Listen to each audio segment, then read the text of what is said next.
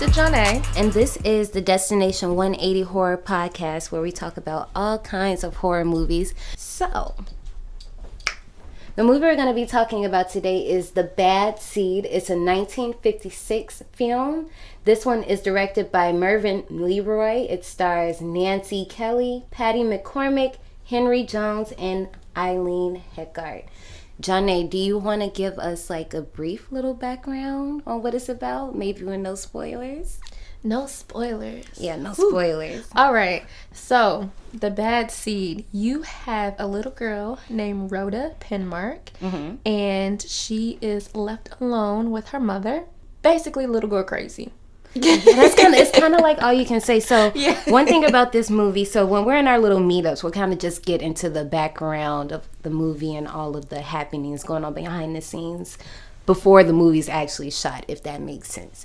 This movie was adapted from a novel by someone named Maxwell Anderson, and then it was let's go back. It was a play. Well, no, it was a novel first, then it was turned into a play. There we go. So the play is by Maxwell Anderson and the novel is by William March. So when this was made into a film, this film was very different from what other people were seeing. Like, they weren't used to the things, and we won't say them just yet, but I will say, if you haven't seen this movie, please stop the podcast. We're going to be sitting here, I promise you.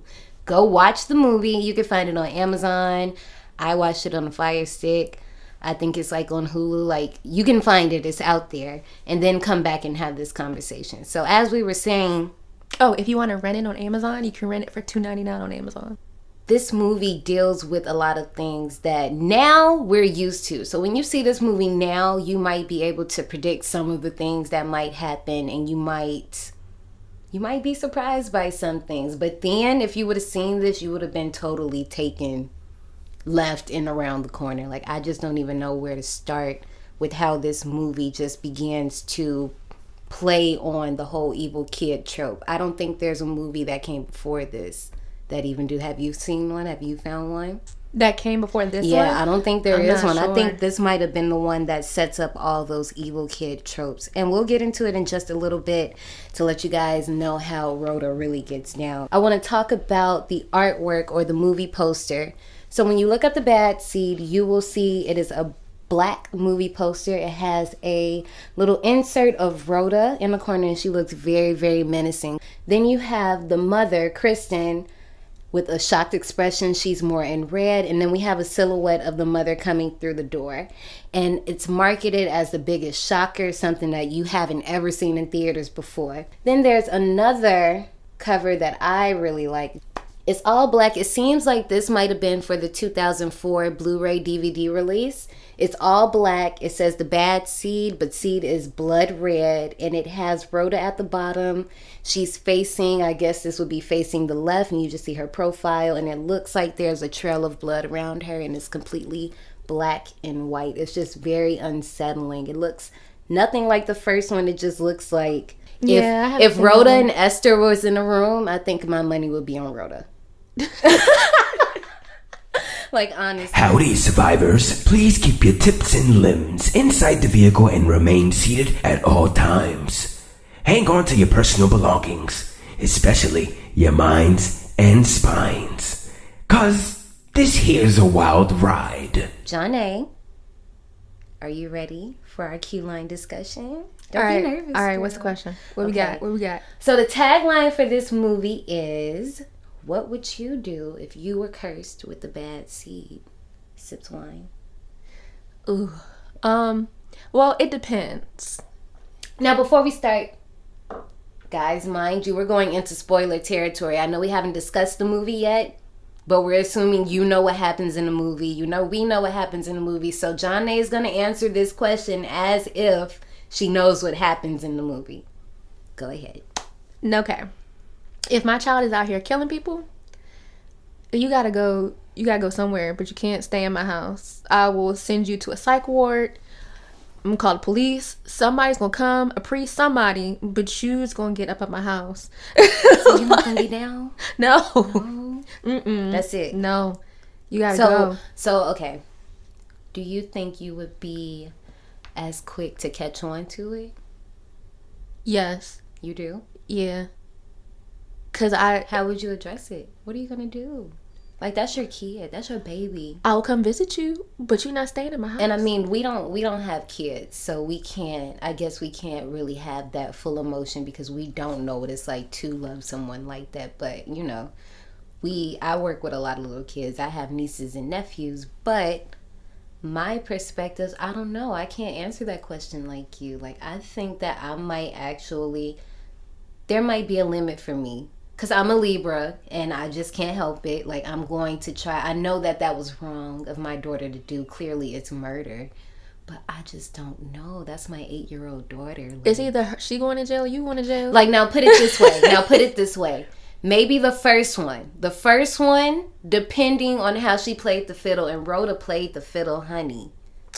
Oh my God. It was like I saw through it. It was like I did see through it. But I was just like, if I was a mom in the 50s, I would really love, side note, I would really love to see this movie remade with black people, just saying. Because I just want to know, would she be able to finagle the same way? This is a spoiler. She said, I slipped on purpose. Oh, that's not the first kill. I said the first kill. That's not the first one. Technically, that is the first one. Technically, that is the first one. Okay, so you're right. But in the context of the movie, that's not the first one. So, I mean, the first one is better than the second one. It is, as far as accidents go. Accidents. That child gotta go. I said at some point, like, okay, the first one, okay, if we are speaking the first one with her slipping, if she never told me that was on purpose and it appeared like an accident, I would be like, but it would be sus. But the second one would have to be the one that triggered me off. If I have all of these people coming to me telling me that my child was the last person seen with this person and she's badgering him over this daggone medal and all of that stuff, then I would have to put 2 and 2 together. And I guess, I don't know. First of all, I would be pissed off that my child is so daggone spoiled over a daggone medal. Yeah, okay, now, if I raise a child and she acting crazy over a medal, what did I do wrong? Yeah. But see, okay, now, I do want to bring that point up in the movie. You know what? I feel like we've answered this question quite well. I feel like we just need to go to the loading dock so we can just go ahead and take this ride. So give us just one little second so we can get on this loading dock and we'll meet you on the ride as we explore the bad scene. She might get kind of lonesome with that soldier boy of hers gone. I wish she were mine. Every time I look at her, I wish I had just such a little girl. This has been a terrible tragedy for Mrs. Daigle as she's lost her only child. That know-it-all Monica Breedlove. I don't think nobody knows anything but her. He has the mind of an 8-year-old, but he's managed to produce a family, so I keep him on. Give me those shoes back. Oh, no, I got them shoes hid with. Nobody but me can find them. Better give me those shoes. They're mine. Give them back to me. I believe you did it. What'll you give me if I give you a basket of kisses? I'll give you a basket of hugs. I'll miss your hugs. Well, I'm not letting the slightest degree. Rhoda knows more than she's told. If you don't mind me being presumptuous. I had a long talk with that guard since I saw you last. And that was a long, interesting conversation. He said he saw Rhoda on the pier just before Claude was found among the pilings. She knows something, all right. Did you have anything? I don't care how small it was. Did you have anything to do with the way Claude got drowned? What makes you ask that, Mother? Now look me in the eye and tell me the truth, because I must know. No, Mother, I didn't. You're not going back to the Fern School next year. They don't want you anymore. Okay.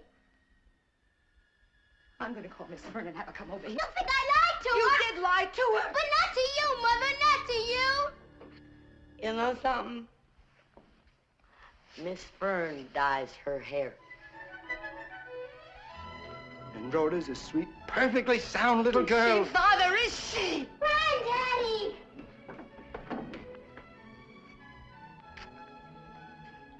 Next to Daddy, you lift me up best.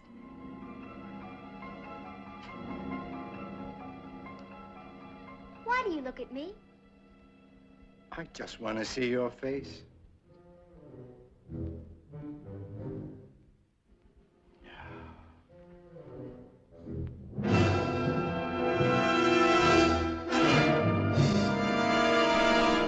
We start the bad seed. It's very dark, and I immediately got Vincent Price vibes, like from Thriller, like he was about to start monologuing or something. But we suddenly shift over, and it goes to a suburban neighborhood, and everything's bright and sunny, where we see, what is this place called? The Tidewater Arms Apartment. And this is where we hear a piano playing, and it's Miss Rhoda. She's very, very dapper. Pinafore. That's the type of material I was trying to tell you earlier. I could not. I was trying to describe this dress to Jonne earlier, and I cannot for the life of me figure out what it was. But it's pinafore. So she has on a beautiful little pinafore dress with her little perfect pigtails with bows, and she's playing this song. I think it's called like Bye to the Moon, but I'm not sure. Don't quote me. I think that's what it's called though. But before you even get into that, yeah, I just want to say I love how old movies have the credits at the beginning. Yeah. Like, it's so nostalgic. Oh my gosh. And orchestras. Mm-hmm. They need to bring back orchestras in movies. It seems like they have them, but they don't do it like they used to. Let's say it like that. Yeah, it's like not the they same. have them, but they just don't. It just doesn't hit. It hit different now. It's a little weak punch. Put it that way. Well, they need to bring it back. So Aunt Monica comes down to watch Rhoda while Mom and Dad leave. So Dad is Kenneth Penmark. He is a naval lieutenant, and he's actually no, he's not. He's a colonel. In the novel, he's a naval lieutenant, but in the movie, he's a colonel, and he's going to D.C. for work for about 4 weeks. So Rhoda and Kristen, the mom, are sending him off, and you know how adults got to do. They got to have a little private time. It's really nothing too out, but they go off, and Aunt Monica is watching Rhoda while they're outside. So I noticed, and I brought this up to Jonne earlier, that when they have their little departure and they're kissing each other or whatever, I told Jonne that they really made sure to focus on Kristen's left hand, or Christine's, I'm gonna call her Chris. They really made sure to focus on Chris's left hand to show that big ring on her finger, to show you guys this is a married family. Like, this is the typical dad is in the military, mom is a housewife, and we have the perfect daughter, and everything is sweet and happy dandy. Did you notice that? You know, that's the 50s in a nutshell. Exactly. Like, the American dream. Exactly. Except for they were in apartments, but you know, that white picket fence, mom stays home from work, dad has a perfect job, right. Daughter's perfect, she's in a boarding school. We go back inside, and we see that Monica is gifting. First of all, I have an auntie like this, and it made me think of this so much. So Rhoda, I'm telling you, this little girl is spoiled, and she has the drip, honey. So those glasses was cute. I was like, okay, Rhoda, these are cute. So it's these little glasses. I don't know what color they were, because the movie's okay. So one thing we didn't say is that the movie is in black and white, but color was definitely a thing then. It was definitely a thing then, but I guess to give it the mood and the atmosphere that they were going for, maybe that's why it was in black and white. What they need to but do, it was also cheaper to do that too. Well, what they should do now is like go back and put it in color, like how they did all those Shirley Temple movies. I would love to see it. Now, see, there were some pictures. I know we're going off subject, but that's perfectly fine. There are some pictures on Google that were like, I don't know if it's any here, but I definitely saw some of Rhoda in this dress in color right here. I'll find them later. Didn't they say that in the movie her dress was like red, I think? Yeah, I noticed that too, and I was trying to figure out which one was just, because that one definitely looked like it was white. So I think it's the dress when she went to the picnic. That's what I do too. Like, we'll talk about it because we're like jumping forward, but we'll talk about it. So, Auntie Monica is giving Rhoda these gifts. She gives her like these glasses that are like studded to the gods in the front, and then she also gives her this locket. But I think it's at this point where she tells her that it needs to be fixed because something's wrong with it. So she takes it Yeah, she back. wants to change the stones. So it had Auntie Monica's birthstone in it, but she wanted to get it switched to put Rhoda's birthstone. Okay, so I missed that part. Thank you. So now they're Auntie Rhoda's like, this part, I like how they played it because it's very simple. Like, obviously, you know, when your auntie or when your grandma comes over, it's game time. Like, you're gonna get spoiled, you're gonna get everything you want, all the attention is on you, whether it's always like that or not.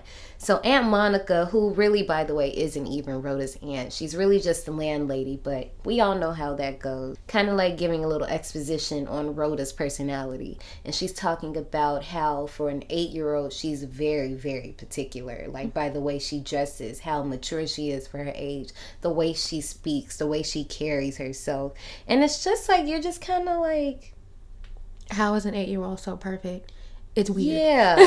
Yeah, it's like, they're well-behaved children, but this is a little too clean. She even goes to comment on Rhoda. Like I said, she's wearing her dress and they're going to a school picnic. And Monica says, like, don't you want to wear a play suit? Like, don't you want to wear a jumpsuit? And she's like, no, I want to wear a dress. Like, and, oh, you know what? You know who that reminds me of?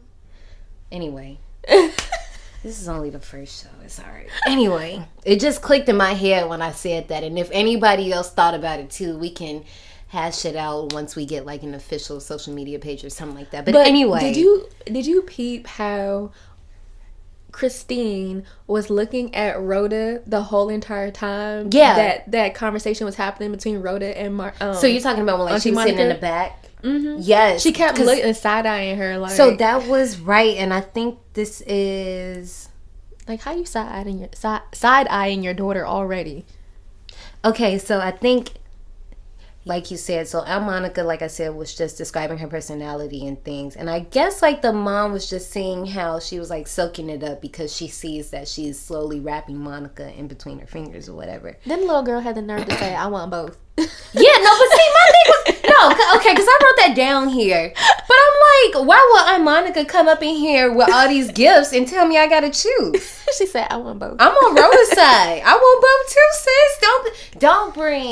Do not bring me 2 gifts and then tell me I can only pick one. And I'm a Libra. And that's not fair. Her mom looked at her and was like, excuse me. She did. And, okay, so it's like it's so many points in the movie where I feel the mom is actually doing what she should as a mom.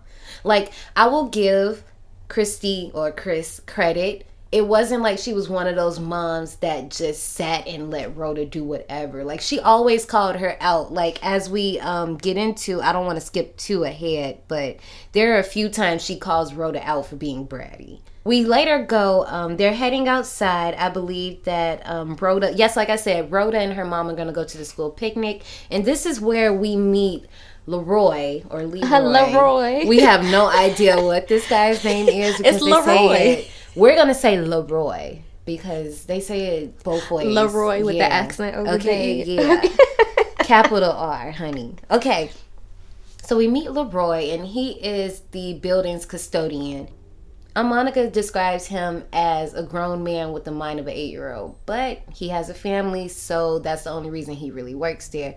And when I first watched it, I didn't realize, I really thought because he was watering the grass, I thought he accidentally wet her. Like, sometimes you're just getting away. No. And I rewinded it, yeah. And sprayed her on purpose on her feet. Now I understand. Like, she deserved it. Yeah, he sprayed her on the feet, and instantly, the way he was looking too, I had to keep remembering throughout the movie that they said that he has a mind of an 8-year-old, but off rip, he gave me creep vibes. Mm-hmm. So the second time he did it, because he does it twice. I don't know if you've seen the second time he did it. He does it twice. Creep. And they're basically calling him out for being rude. And like I said, the first time I didn't catch it. So I'm like, and that's why when the I heck realized, is everybody being so mean to him? No, that's when I realized that she was Rhoda was very outspoken for an 8-year-old because she switched so fast from being like cute, prim, proper, perfection to, no, you did that on purpose. No, da-da-da-da-da. Like, she was going off. They go back in the house, and Rhoda is like skipping around the living room. And I told Jonne earlier that this was very conveniently done, and we won't go into it too much further, but she's skipping around the room, and the first thing I could think of, because she shows the bottom of her shoes and she has these crescent moon taps on them.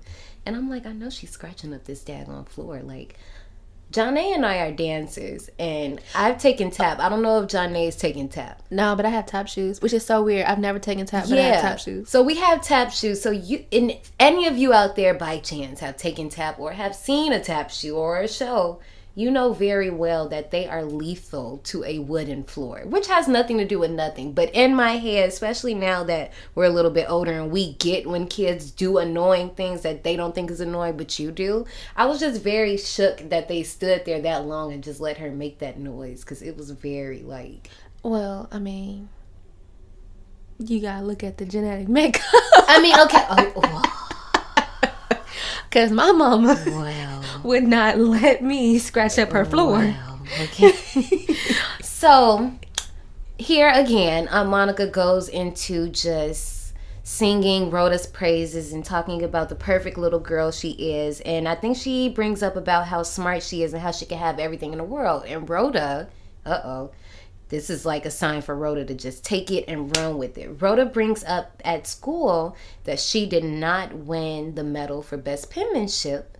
And it's like, first of all, who even, like, that's crazy that they had that award. Okay, so, okay, one thing that I will say about the 50s, I can't remember exactly when my Nana, I think my Nana was in high school in the 50s. Her, my grandfather, my great uncle, all of them have perfect penmanship, like that cursive that is so beautiful. That looks like, and I'm like computer graphic, like computer font. Exactly. And that's because they really stress the importance of writing. Yeah, I'm like, now we barely, like, especially even now, we don't write. And then, like, anytime I have to, like, sign my receipts, or, like, even now when we have to sign autographs, like, I'm like, oh, I had to practice. I mean, like, I'm used to it now because I'm used to having a marker in my hand, but even then I'm still like, oh, I have to remember how to. Yeah, they really stressed penmanship. Yeah. So even when I was in 5th grade, we had to have a cursive class. We had a cursive class. Yeah. So, I mean, like, but see, Jonne and I, and we're telling our age here, we were probably like the last of people to do cursive. That's what we'll say. Well, they taught. You can estimate from there. Christian. Oh, they did? My little brother. I think my niece knows cursive. She's 19. No, it looks ugly. No, hers is cute. No, Christian's she a girl. ugly, you know how some girls, how most girls are pretty cute. Okay, so Rhoda did not win the penmanship award. It actually went to a little kid named Claude Daigle. And Claude is perceived as lower class, basically. So Rhoda she just felt like she was better than him. So that's basically why she felt like she should have won. It wasn't really based off of her having the best handwriting. She's getting really worked up over this penmanship award. It's not just like a you being upset you lost. Like, she's like very upset. Like, you can just see like her little veins like just slightly popping out. Her eyes are just focused forward and she's just like going at it, and her mom is just like watching her in the back. And this is what I was bringing up earlier, that the mom actually calls Rhoda out, and she's like, there are no, like, sometimes you're not gonna win, and that's okay. You just have to take those lessons and move forward, and that's really it. As I told Jonne, it's never really a moment that she just stands by and lets Rhoda be bratty. Nowadays, when we watch movies like this, in most cases, the parents... Dr. Phil. Yes. Like, even in reality, the parents are really pushovers and just really don't do anything to control their kids in the first place. So they finally leave to go to the park. And this is where, if you actually, I don't know if you saw, but they actually show Claude and Mrs. Daigle in this scene, but you have to like look for them because it's black and white. That. Yeah, it's like black and white. It's like hard to see stuff. You know how this goes. Like, if anybody watched the Andy Griffin show and they showed the scenes where there were multiple people in them, you really had to like look around to see where you were looking at. So they go to the picnic, and this is where Leroy gives a little monologue. And as we said, like, this movie is very reminiscent of a play. Like, you have the staging of it, just the way that characters are sitting and just blocked on the stage, and the acting is a little bit much. But if you're used to seeing theater, you're used to seeing plays, you're going to be used to it. So Leroy gives a little deposition about Rhoda, just talking about how she's so sweet and she can fool all these other people, but she can't fool him. So that's when we get to the school picnic, and Chris meets up with Mrs. Fern, which is Rhoda's teacher, and she asks her about Rhoda fitting in at school, and she's starting mentioning, like, do kids get along with her? Basically, she's just trying to get a little Is she popular? Yeah, a little parent-teacher time about her kid. You know. First of all, I don't like Miss Fern. I Like, she did way too much beating around the bush for me. Just say what you gotta say. Okay, now I'll say that. But I guess it was just like, I don't know. I'm not a teacher, but I do teach children, if that makes sense. It's not a long story, but it is what it is. So it's like, sometimes you can only do so much. But I'm like, I feel like at that time, if you're going to go over her house, you might as well just... But I mean, like, if you're having behavioral problems with a child, and okay, so in the 50s, at that time, I think you could still discipline someone else's child. Mm-hmm. But nowadays, even still, if you're having behavioral problems with someone else's child, you need to bring that to the parent's attention. Yeah. Why are you going to sweep it underneath the rug? Like, if she's crazy, don't necessarily say your child is crazy, but give a little information about what's happening and that it's not okay. So that's not what happens here. Once Chris asks, is she popular with the kids, Miss Fern just kind of, like Jonne said, she just kind of evades the question and wanders off. So I guess at this point, this is where Chris leaves. But we cut from the picnic. She slid her a check before she dipped her. Yeah. So we cut, well, actually, let's go back because I did skip a part. When we come out to the picnic, there's a child that just, you know how kids are. If you've ever been around kids or you have kids, they get very excited when they get places and they just take off and run. And there's one girl that takes off and runs towards the wharf, and one of the staff teachers, or whichever you want to call them, stops her and says, don't ever go to the wharf. And she makes an announcement to all the kids, this place is off limits. So you kind of know that, and especially because we've seen this in the very beginning of the movie, we know that this is, and there was a sign too play that said, into the movie somehow. Don't go to the dock or whatever it's called. So it's all these warning signs around this dock or this wharf, whatever they want to call it. We cut the scene. We meet up with Chris, Monica, Mr. Emery, and Mr. Tasker, and they're sitting around the table and they're just having grown folk talk. You know how they do. Mr. Tasker is a true crime writer, I believe. I think so. I think he's a true crime writer. Anybody can feel free to, hash it out with us somewhere and let us know if we're wrong. But they're talking about a nurse that used to kill people called Mrs. Allison. But they also... also you start to notice during their conversation, Chris is starting to get nervous. Like, so actually, when they were talking about that nurse killing people, I thought they were going to say Nurse Ratched. How that's the first thing I thought of. Did you watch that series? Yes. I haven't watched it yet. Oh my gosh. I'm the type, I know we're off subject, but it's fine, get used to it. This is what's going to happen, people. I kind of want to watch that. Like, I like watching things when people aren't watching it. Like Lovecraft, I don't want to watch it right now. I had to. I want to watch it when people aren't because then I get on social media too much, and then I would have been confused. But see, you know how the algorithm is today. Like, if you're not paying attention to it, then that's the hack. Then I also follow Journey. Oh, see, that's why I know. Yeah, I follow Journey. I follow her, but I don't pay attention to her enough for her to pop up on my algorithm. And I follow Kaylin Harris. I love that name. So cute. Yeah. Okay. She played the Jigaboo. Oh. I'm sorry, BJ's dad says that name. They're gonna hear this in the podcast. Sorry, guys. He says that in his... That was the name of the episode, but they didn't say Boo Boo. It was spelled Bobo. And so I was walking around, I was like, Jigabobo. My mom was like, no, it's Boo Boo. But I'm like, no, look at the episode title. It says Jigabobo. Alright. Okay. This is One Wild Ride, folks. Welcome to Destination 180. Keep your hands and feet inside the ride at all times. All right. We go back to the table, and they're talking about true crime. And, Jonne, this is where you were telling me that you actually know about some of the behind the scenes on this little issue that they're talking about.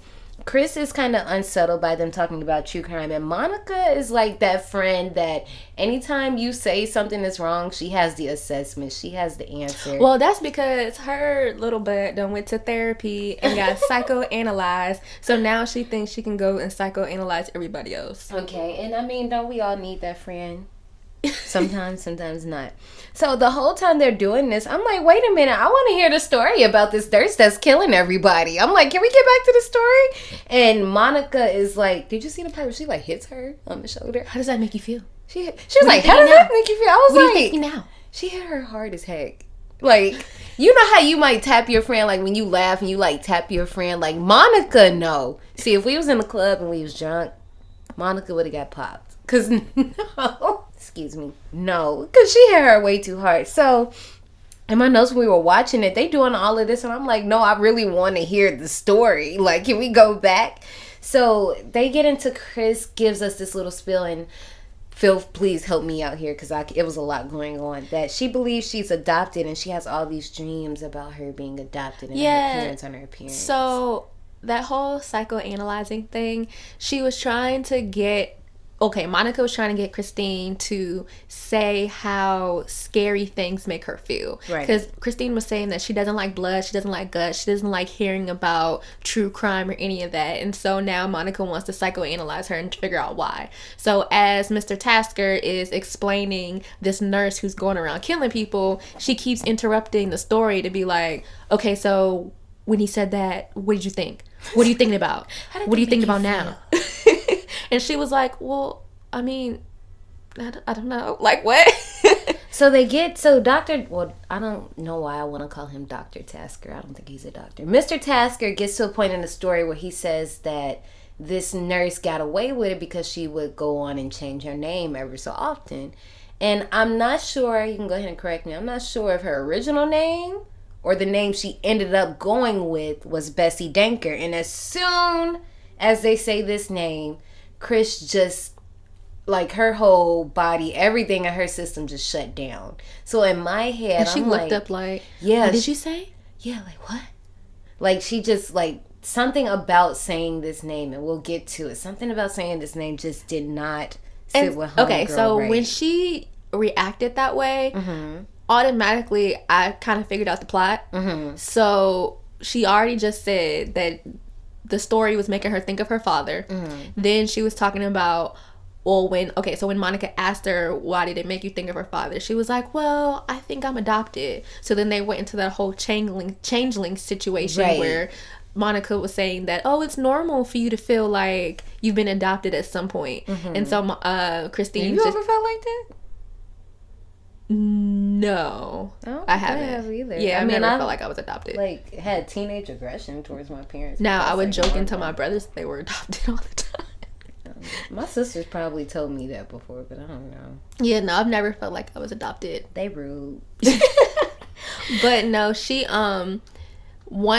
she's already having these feelings, okay, I feel like I'm adopted. So once that happened and then he sat up there and said Bessie Danker and she reacted like that, that made me automatically think, okay, she is adopted and that lady's probably her mother. Now see, for some reason I didn't get that, and as Jonne and I were talking in our research, we really didn't find too many movies that predated this one that had anything to do with evil children or anything of this subject matter, kind of. So a lot of the tropes that we know and that we're familiar with now could have possibly stemmed from this movie. So when I seen that part, I kind of took it as, I was thinking maybe Bessie Danker was someone that the mom might have bullied when she was younger. And maybe if the mom went to therapy like Monica did, maybe they like repressed those issues and she doesn't remember, but that triggered her to remember something. You know, you know what I'm saying? Yeah. So maybe like now Rhoda is going through the same thing the mom did, like the sins of the mom or the sins of the child pay for the sins of the mom. Whatever the hell the saying is, y'all know what it is. We don't do nothing right here. So anyway.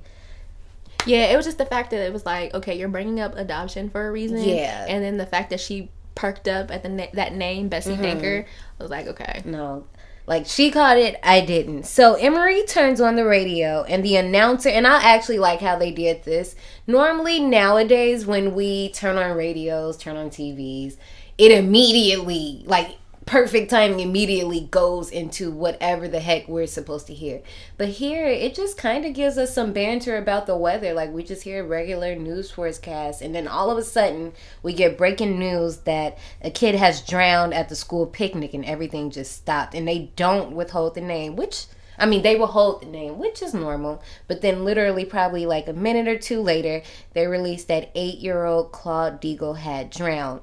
And then I noticed they just gave so many details, and I was trying to figure out, like, is this normal? So it appeared he had fallen off the pier that they were told not to go around earlier, and now the announcer's, like, giving all these details about how he has, like, these abrasions on his hands and on his head, but they think, like, it's from him, like, probably, like, sweeping up against the dock or something like that. Like the rocks or whatever they had called the rocks. I forgot the name for it. Like, there, like, in this movie, I had to really pay attention because it's a lot of words that they use to call things that we don't say anymore. Yeah, like, it's one really important one we'll bring up later that I had to literally write the word down like 5 times to remember the word for this show tonight. Everybody's finding out about Claude Daigle, and after the news report goes off, they just cut right back to the weather. Don't be doing that. Look, guys, so we're sitting next to a window, and I think somebody like pulled up, and their light might have did some weird stuff. No, okay, so I don't know. I'm looking in the TV, and so it looks like there's like a unicorn on the whiteboard, but when I look on the so that's why I was looking. I was trying to because I'm like, girl, there's nothing on the whiteboard, so where is that unicorn coming from? So that's what I was trying to figure out. I'm like, sipping over there. Give me some. Okay. So, as I was saying, they just go straight to, they don't say like, our prayers are with the family, or they just go straight to the news. Like, this is just some, oh yeah, this happens all the time, hard-headed kids. I mean, if you ever look at our news articles, when someone does die, they go into that level of detail too. Yeah, well, see, that's what I was trying to, okay. And you got to think, because it was so fresh. But also, they didn't have TVs. True. Wasn't she watching? No? Okay, maybe not. Maybe not. They weren't watching, they didn't have any TVs. And you know, in the 50s, TVs were still slowly starting to roll out. Okay. So you got a lot of your news correspondence, the weather, all that from the radio. Yeah, I think I just wasn't expecting him to lay out all those details just yet. I was thinking maybe like a few hours later, like maybe later at night, they would have more details, like more details at 8, something like that. I don't know. They have a conversation. Well, fast forward, the adults pretty much are leaving their little lunch date or whatever. And Rhoda comes home because Chris is very concerned. As we said, Chris isn't very keen on the idea of murder. The idea of death just makes her cringy in general. So when Rhoda comes home, she's very concerned about her well-being. Like, my daughter witnessed, or I mean, you know, was in an area where murder happened. She doesn't know that she necessarily witnessed it or further yet, but she's just thinking about her daughter's well-being. So her daughter comes in, and the first thing Rhoda says is like, "Can I go skating?" Well, no. Before that, she says, "Oh yeah, I'm so sad we had to cancel our school lunch."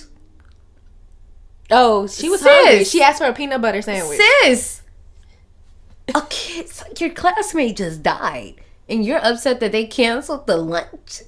I mean, like, it's like, I feel you, but sis, it's a time and a place for that. Well, okay, I feel her too a little bit, because it's like, sometimes, I don't know if it's because we see so many people die that we become desensitized to it. Yeah, so it's like... But I mean, like, now, but I mean, that was then. Now. It's like, okay, they're dead, but I'm still hungry. So I get it. I get it. It's like, I get it too, but that was then. I'm like, then, like, no, that's a big A-word red light. But I get it. That's a warning sign. It's like, I get it too, but no. I'm like, does that make me sound like a psychopath? But because it's like, I get it too, but I'm just, you know what? Okay, let's move forward, because I think we both sound crazy, and people are probably, you know, turning the podcast off as we speak. Please stay with us. I promise this is a fun ride. So she's talking to Rhoda, and Rhoda's just, she's unfazed. She doesn't care. She wants her peanut butter jelly sandwich. She wants to go skate. She's just not fazed by this at all. So Christine is starting to get a little unsettled by her behavior, because she's just like, why are you acting like that? Rhoda even goes to tell her that she saw the body. Like, she was like, yeah, I saw them pull him out the water and lay him on the ground. And they tried to make him breathe. It didn't work. It didn't work, yeah. Like, yes, like, she literally says it just the way Jonne just said it. Like, she literally says it like that. So later on that night, we see Rhoda, and she's just in her room. Okay, but before that... What happened? So, she gets her peanut butter sandwich. She goes outside to skate. Mm-hmm. Now... Here comes Leroy again, talking about the fact that the classmate just died. Here she goes, switching up her attitude from being that cute, sweet little girl to, I don't care what you gotta say. Yes. Like, see, it's like, okay, so you know how it's just that person that get around you and your whole mood just switch? No, you know what it is? What? It's that creepy old man thing. Yes, it's like that guy at the gas station that tell you to smell. And you just trying to get your gas and go. But it's then, like okay, so the real creepy part that I didn't like was the fact, I know that they said that he has the mind of an 8-year-old, but the fact that, Leroy was saying, oh, so you're not scared, you're not fazed at the fact that your classmate just died, and she was like, well, he's dead, not me, and then she just skates away. No, she really skated off. She just skated off. Like, she said, he's dead, I'm not, and skated off. Like, just out. And Leroy had the nerve to say, I'm gonna find a way to scare her. He did say that. Why would you ever say that? Because he has the mind of an 8-year-old. Creep. Yes, it is. I'm not dismissing Leroy at all. But he has the mind of an 8-year-old. But before that, and what did we do? Just opening doors. We didn't get to that part yet. Did he? That was right before that. Okay.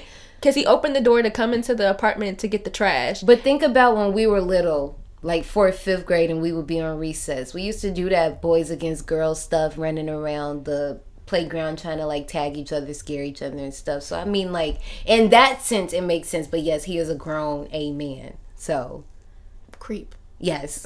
Like, I'm sorry. Because I literally wrote, I said, why is Leroy bothering this girl? It's kind of inappropriate.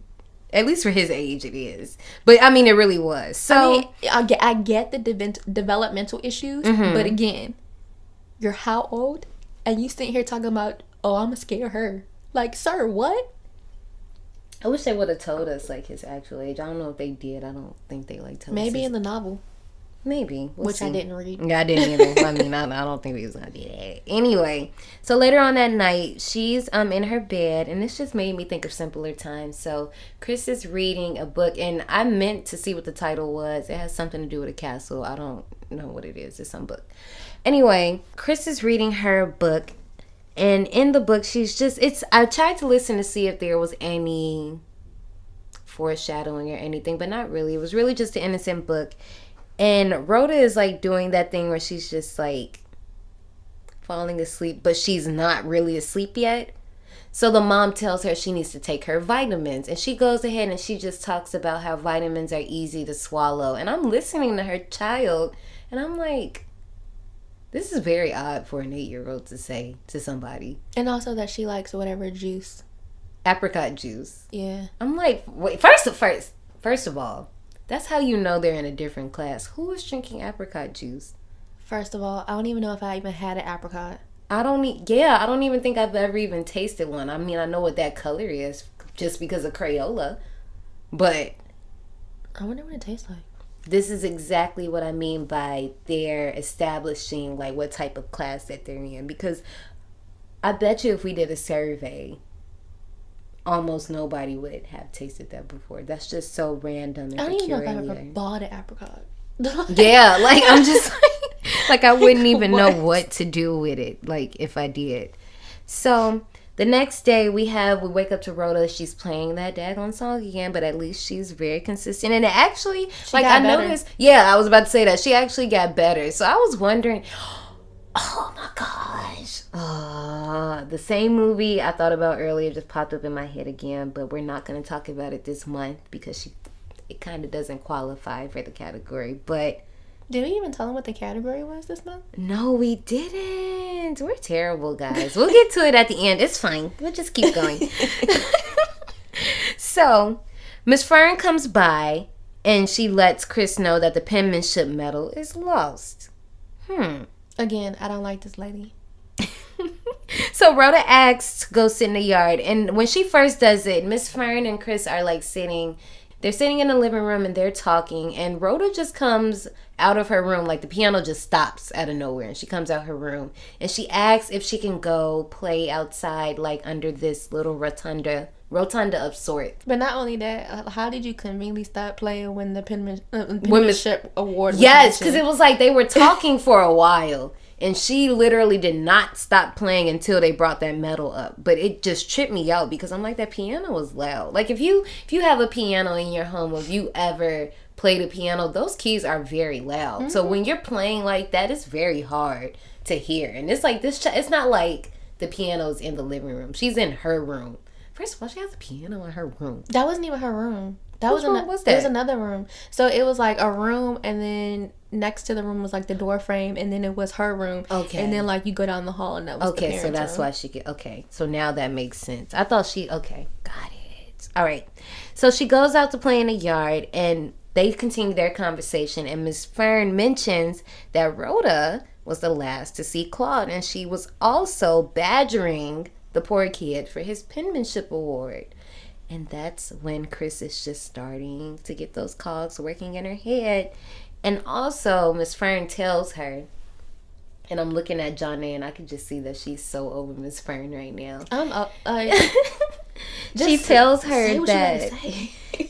her that one of the guards around the wharf identified Rhoda as the person he seen leaving. She had a dress on. It was very girly and 2 pigtails. And Rhoda, as we know, was the only girl pigtails. with the perfect, creepily perfect pigtails. I just kept staring at her hair like I have never seen pigtails laid like this. With a perfect part, hair didn't move. Like Pippi could never. Anyway, so Miss Fern is kind of playing the role, and this is why Jonne doesn't like her. She's playing the fence. So she's saying that she's giving Chris all of these little tips, right? But she goes back and says, I think it was just an accident, and that Rhoda isn't just admitting to it. And she gives it some type of military reference, like, I can't even think of what it was. Do you remember what it was? Mm-mm. I can't remember what it was. It wasn't like flying the coop, but she gives like a military reference as to what Rhoda is doing. It has something to do with just basically covering her footsteps and just manipulating everybody to just. But the thing is like clearly Rhoda didn't come home until her mom would happen. Right. So Mrs. Fern, you're supposed to be giving her that information, but you start telling her and then you backtrack, and you start telling her and then you backtrack. Just tell the mother what the heck is going on. Right. It also comes out that the school didn't ask Rhoda's family to pitch in for flowers. Yep. She's like, well, why didn't you ask us? And Miss Fern's like, well, I just thought that maybe you should get some yourself. And she's like, well, why should we do that? If everybody else in the school is donating, why can't we? So then it just really comes out. And this is just where I'm just like, I really just didn't know where this was about to go because I wasn't expecting it. Because Chris was very offended by this. I would be offended too. I would too. I would too. But I'm just saying, Miss Fern basically let her know. She was like, your kid is bad as hell. And we don't want her to come back to the school next year.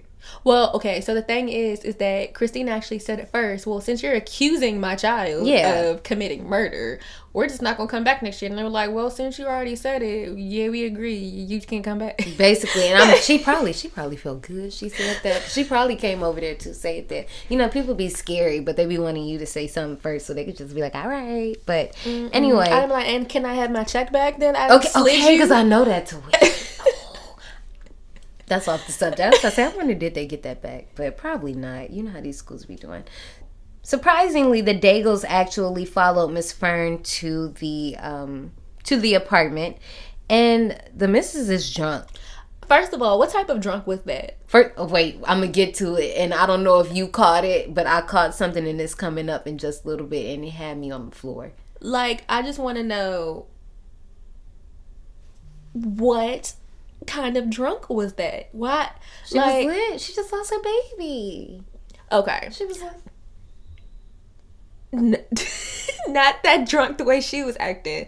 That was a whole different kind of drunk, like quote unquote drunk. Because to me, it didn't seem like she was acting drunk. Really? Yeah. What did it seem like to you? Because, I mean, maybe if you say it, maybe I could see it more. It was more so like she was kind of doing like a hillbilly type. But see, demeanor. Do you think that was just because it was her character? That was supposed to be like... I don't know, but it was weird. Because it was like, okay, you kind of like know what a drunk person acts like. Clearly. Oh, yes. But like even in other movies, drunk people act different. And the way that she was acting was different than most drunk actors. I will say she was very coherent. Now, I don't know if it's because it was the 50s and it was that time period and she was probably just trying to play a role. Maybe. But that was weird. So, because it didn't seem like she was drunk. So, that's what I said. Like I said, she was very coherent in the things that she was saying. But as Jonne also said, and I've also said earlier, this was based off a play. So a lot of the acting is very dramatic. And obviously you have to get through the lines in whatever condition you're supposed to be in. So Miss Daigle comes in and she basically leads with talking about how cruel kids can be. She mentions that her name is Hortense. What kind? These names. See? But see, exactly. See, we just started sniggling and giggling as soon as I didn't even finish the name. But she goes on to say that kids basically teased and berated her for her first name, so she absolutely knows how mean kids can be, and she just ends up going off because she wants answers as to what happens to her son. Like even before that, it was like a whole class discussion. Yeah, like she goes around and she's looking at everything that they have in their house. For some reason, their last name is slipping my head for right now. Penmark. There we go. Oh. She's looking at the Penmark's house and looking at how they have all this fancy like dishware and serving trays for their drinks, and then talking about how she wouldn't be picked for a wife and all this other type of stuff. It was just a lot more. First of all, your husband is in the room. First of all, why the heck did he let his drunk wife traverse the streets to go confront somebody and then just gonna stand there in the corner? He really did with his hat, just holding his little hat. Like, now I know that your wife runs you. Okay. And you just gonna stand there and let her make a fool of herself. Granted, she's grieving and she's drunk, but you let her. Like, what? So in her drunken rage, they end up, and like I said, this is very play format. So Miss Daigle has a seat. Mr. Daigle is still standing in the corner holding his daggone hat. And she was like, you know, Miss Fern colors her hair. You think she deserved that shade? Yeah. She deserved every bit of that shade. So now you guys have to think. Back in this time, she also said she was a hairdresser. Yes. So Miss Daigle's a hairdresser, and I guess apparently at that time that wasn't the most favorable job. It was supposed to be something you were supposed to be ashamed of. But I'm like, sis, you need to come to this century because they coming up. Well, I think the fact that Christine didn't work. Mm-hmm. Clearly, she was a stay-at-home mom. Mm-hmm. So the fact that she had Mrs. Daigle had to be a hairdresser and work for the things that she owned, and she kept saying that, like, you're dressed so nicely, and I can never wear anything like that. It's just right. simple. Yeah, well, you're right. You make simple things look great. I couldn't wear anything simple. So it's like you're supposed to be trying to figure out what happened to your son, but you're sitting there focusing on everything else, right? And this actually takes us into her bringing up her son, because she talks about, and I'm not sure because I could be jumping ahead, but she talks about how she felt like her son, she knows like he didn't come from all of this that you guys come from, but he was just as good enough as your girl, and that, in fact, he was actually better, because he won the penmanship award. But she also goes to say that when she pinned his award on him that morning, it fell off. So she kind of, you know how moms do. Moms are very crafty. I don't know if it's just something that happens when you become a mom, that you just get hella crafty. Actually, no, because I'm already crafty. Yes, I was about to say, I'm already very crafty. I think that's something I inherited from my Nana, though. Yeah. Because my mom told me, she was like, I don't know where you got this creativity from, but I don't have it. She gets crafty, and she kind of like, she does something to the pen to where it won't fall off. So, like, you had to actually, like, take it off. It wouldn't fall off. So, she's making that point, and now, you know, they're bringing up this metal again, and we're just like, okay, so something's happening. We take it to a scene where we cut straight to Mr. Penmark and we see he's in DC. Wait, before that though, do you see how homegirl tried to fall asleep on her couch? Yes. Oh my goodness. Okay, so in drunk fashion, Miss Dago gets drunk. Like, we knew she was drunk. And she just goes, well, maybe I just need to lie down. And sis just literally... They laid out on Mrs. Penmark's couch. But see, it was the way... First of all, okay, so Mr. Dago comes over and tries to get her up. But it's the way Mrs. Penmark gets her up for me. Like... She was trying to push her, like, get off my couch. You're messing with my pillow. Right. Okay, no, we don't do porn. Where are my wet wipes? Okay. I was just like, oh, I feel so bad for her. I felt bad for her too. And then Miss Fern gonna sit up there and get up and look like, okay, well, I guess this is my cue to leave. I guess the scene is over. And then Miss Penmark looked like she on the verge of tears. She was like, I feel so bad. The lady got to deal with her son's death for the rest of her life. And Miss Fern just looking at her like, yeah, I guess so. And then walks out the door. Yeah. I do not like that lady. She must not have kids. No, she's a spinster. Oh.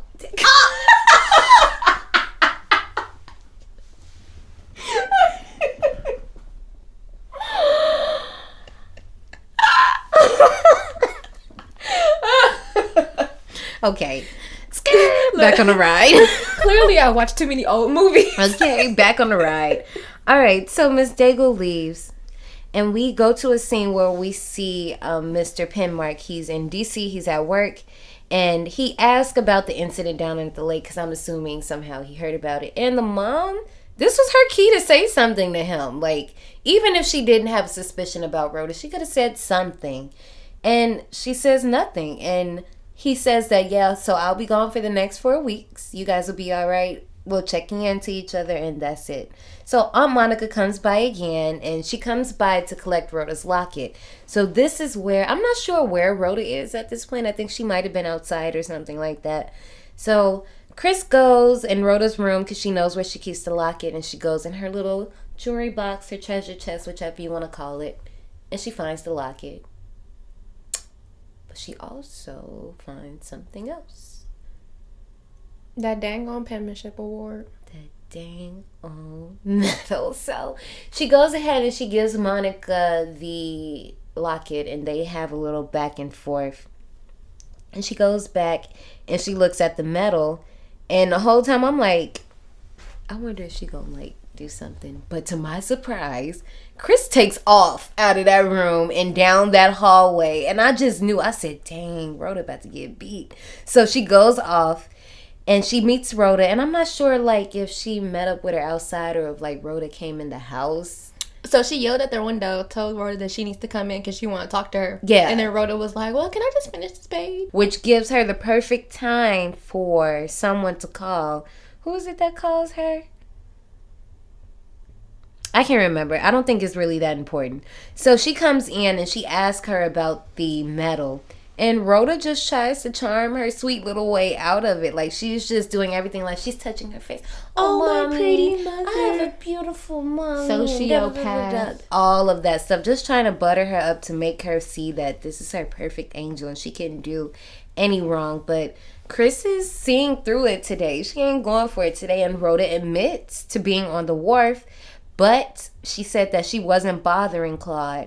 She lies and says that she was looking at like some oysters that some kids had pointed out that were like on the wharf or something. Homegirl is a straight up liar. She just lies. Like, just literally went with it. And then her mama knows that she a liar because she says that she's a liar. Like, yes, and see, that's so it goes into, as we were talking about in the beginning of the movie when Monica was doting on Rhoda and Chris was just in the back looking like, girl, like, my daughter's great, but she's not that great. My daughter's like, a liar. Yeah, okay.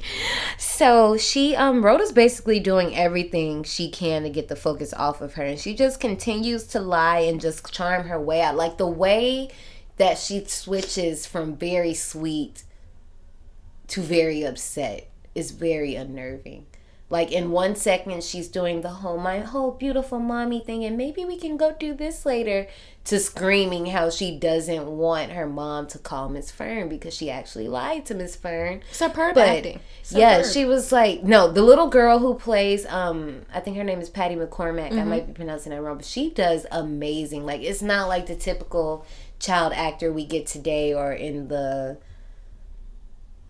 past times. I don't want to give a specific era, but it's not like that at all. Like, it's actually believable because sometimes you want to slap her, sometimes you feel bad slightly, and then sometimes it's just got her like 2 Oscar noms. Yes. And she says that she paid Claude 50 cents to get his medal. Like, her story is just consistently changing and adding just all these little toppings to the story.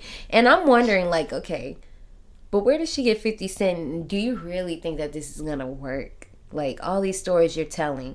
So at this point, all of this talking leads back to Rhoda's room, and Chris is looking around because at this point she really doesn't know what to believe. And it's at this point where this crystal ball, I don't know if you guys, because I really don't know if it's called a crystal ball. It's like, it's a globe. A globe. Okay, like the little snow globes. So this globe is like the one that doesn't have the water in it, though. It like might have like a dolphin or a fish or a bird in it, but it doesn't really have the water. It's just kind of all like that glass material.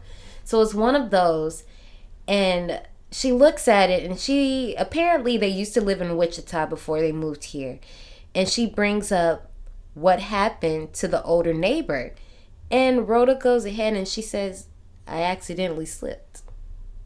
But then we find out she slipped on purpose. Like, she literally slipped nasty and little pushed. Oh my gosh. She fell into her after she slipped on some ice that was down on the stairs because the lady promised her the globe after she died or if something happened to her. So Rhoda said, basically, I can't wait. So we're going to get the things we want now. So now this is where Chris is really putting 2 and 2 together. So she pulls the mom card and threatens to call Miss Fern, as we said earlier. And this makes Rhoda lose it. Like, she's not having it. She does not want her to call Miss Fern because she knows that everything's going to fall down to pieces. So Rhoda is still concerned about this medal. Unfortunately, Chris doesn't want to believe her perfect girl is a murderer, and it's just all too much. So the next day, Kenneth sends Rhoda a tea set. Did you have a tea set as a kid? You didn't? I did. No, I'm like, you think it's too hard. I had to think about it. It was a pink and white China tea set. It was like a mini tea set. Mm-hmm. And I had it at my nana's house, and now I put like water in it. Yeah. And it drink out Look, of it. I said, oh, Dad sent Rhoda a tea set. He know bad bitches only. Because for real, no, if you had a tea set when you was little, you was... Yeah, I had a tea set. We the ones that's doing it now. So anyway, here comes Leroy. He sees right through Rhoda. He's, like we said, he has the mind of an 8-year-old. So that's why he's the one who can kind of see through Rhoda's antics versus the adults. And he comes to say, like, he's bantering her, basically saying, like, I know that you killed Claude and you beat him with a stick and you took his medal and you pushed him off the wharf and you washed the stick and threw it off in the woods. And then this is where he goes to say, well, you know that they have bloodhounds that can sniff out blood even if you washed it off, and they have a little light that'll make it turn blue. Like, and he's just messing with But her. that made me think about, in the 50s, did they really have that technology in the 50s? I have no idea. Because I thought that like DNA stuff wasn't... Because if he was on to something, like, he was 60s. on to something. Because I mean, that's pretty much what it is. I really don't know. Well, we have to look that up. Well, yeah, that is. Now it's like a black light. That's why that's what I was thinking about, blue light. Because when you put on a black light, it's either like purple or blue. But I remember I did take a forensic science class in high school in the summer, and so they did have like a little powder thing that you could put on a surface, but not for blood, but like for fingerprints. So I don't know about the whole blue powder thing, but I was like, did they have that? Right. I'm like, but the thing is, he's triggering her though, because she's like in a sociopath. Like she at first she was really good about keeping a poker face, but when he said the thing about they can find blood regardless, that's when she kind of gets triggered, because she's just kind of like. And then again, she easily goes from being innocent and sweet to like, I don't care what you gotta say, Leroy, I ain't trying to hear it, you are a liar, Right. Sit on the throne of lies. Right. So, no, she was like, with the lies you'll tell, you'll never get into heaven like that. So then, like, it's to the point that Leroy has pissed Rhoda off that she takes the Excelsior, and this is one of those words. When they said that, I was like, what? Basically, hay. Yes. It's kindling. The packaging that you put in the package so stuff doesn't get messed up. And back then it was hay. Yeah, so she takes the Excelsior and she throws it at him, and she tells him to take his Excelsior, and she was like, I know where you sleep. You sleep down in the cellar with the Excelsior, and make yourself a little bed and sleep there. Yeah, like, and see, I'm thinking, you know how kids are dicks, so I'm thinking she's just saying some stuff, but then he really took the Excelsior. Yeah, in the next scene we see like he really like, and I wrote in my notes, I said, oh wow, he really sleeps there. Yeah, because I really thought she was, because they say like he has a family, but apparently he just sleeps there when he's supposed to be working. So Rhoda asked her mom about this whole blood thing. You know how kids do when they hear something, they try to like sweetly ask so you don't think too much. Now I'm glad that before she goes in the house and asks her mama that, I'm actually glad her mom actually finally said something about Leroy being a creep, because she said, I'm gonna report you, stop talking to my daughter. She does. Because she hears her out the window. She hears their conversation out the window. Well, and then she sees him walk from her. Like, why are you? Yeah, like, why are you even around my child?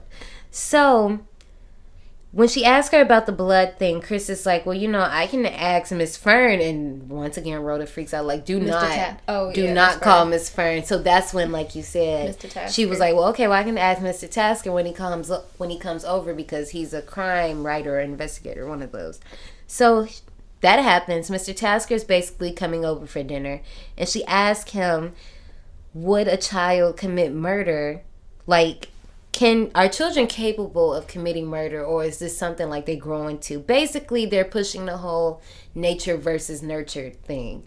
Like, Chris really wants to excuse that this can be genetic. Like, she wants to know that, she wants to hear that this is learned behavior. She doesn't want to believe, like, this is hereditary. But in that situation, it can't be learned, because she grew up in a perfect environment. Exactly. So that's why it's not making sense to Chris, because it's like we give her everything she wants. Like, she's spoiled to the nines. Like, everybody is just gushing over how perfect she is. Like, what could possibly make my child this?